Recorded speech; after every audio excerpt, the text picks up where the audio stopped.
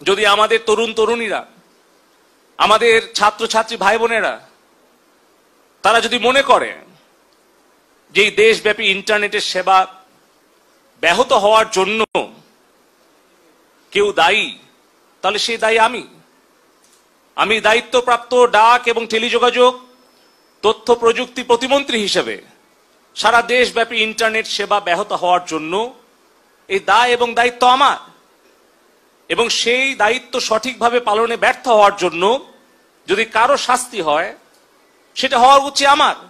আমি বঙ্গবন্ধুর আদর্শের সৈনিক হিসেবে, জননেত্রী শেখ হাসিনার কর্মী হিসেবে, আওয়ামী লীগের একজন কর্মী হিসেবে আমার তরুণ প্রজন্মের কাছে যদি আমার কোনো ভুল ত্রুটি হয়ে থাকে আমি করজোড়ে প্রকাশ্যে আমি ক্ষমা প্রার্থনা করছি।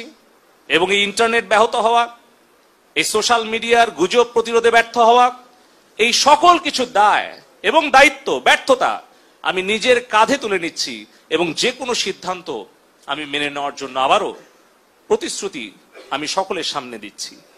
আমার দলের নেতাকর্মীরা আপনারা সকলে ঐক্যবদ্ধ থাকবেন যেন কেউ কোনো ষড়যন্ত্র করে, সন্ত্রাস করে আমাদের এই এলাকা, আমাদের এই দেশকে অস্থিতিশীল করতে না পারে।